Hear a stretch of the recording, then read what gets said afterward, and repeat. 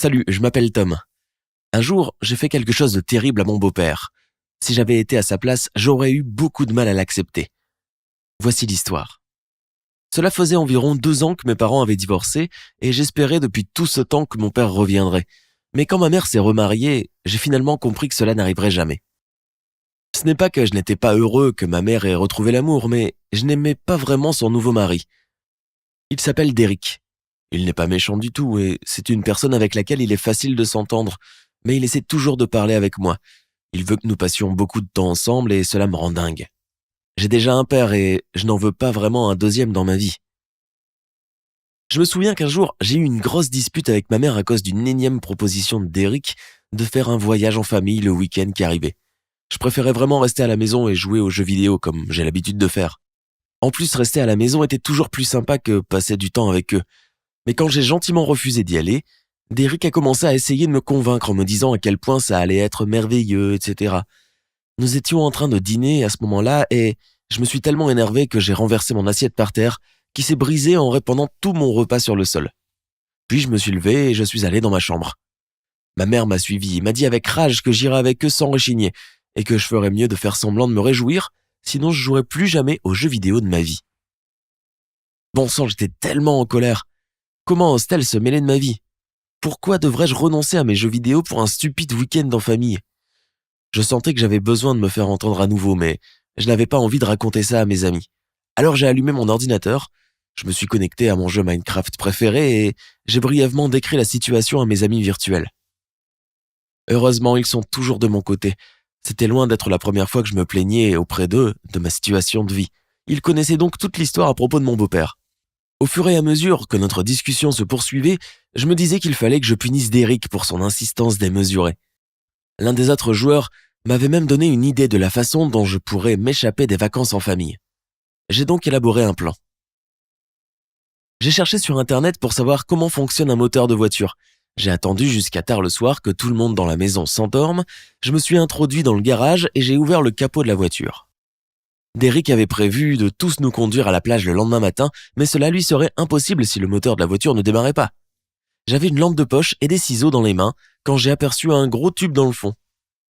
Je me suis dit que c'était le morceau parfait pour couper les fils afin que la voiture tombe en panne. J'ai donc accompli ma mauvaise action et je suis retourné dans ma chambre. Au début, j'étais fier de moi, je me sentais l'âme d'un espion ou un truc dans le genre. Puis une pensée m'a traversé l'esprit.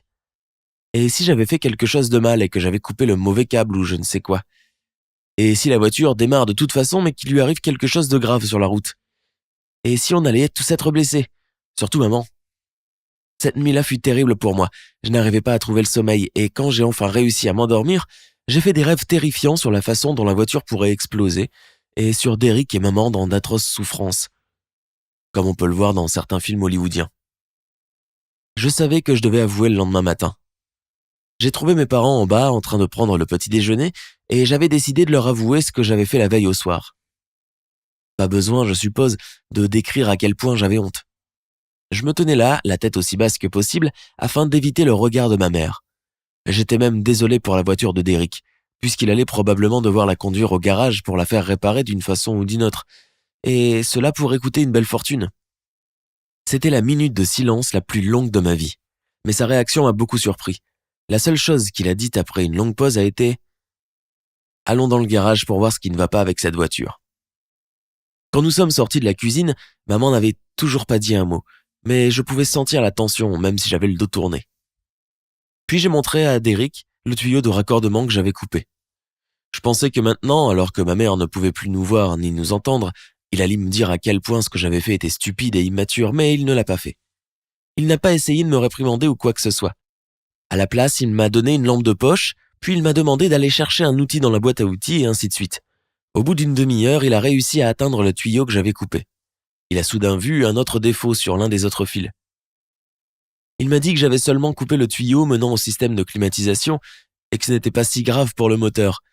Mais celui qu'il avait trouvé était assez sérieux et aurait pu causer beaucoup de problèmes si nous ne l'avions pas remarqué.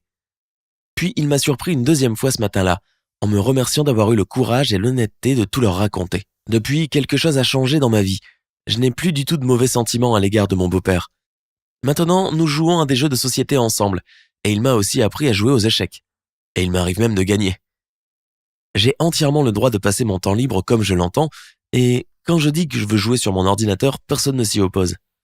Maintenant, je souhaite vraiment apprendre à mieux connaître Derek, car il ne semble plus aussi ennuyeux et exaspérant qu'au début. Et nous n'avons plus jamais reparlé de toute cette histoire de voiture. Et c'est un détail que j'apprécie énormément.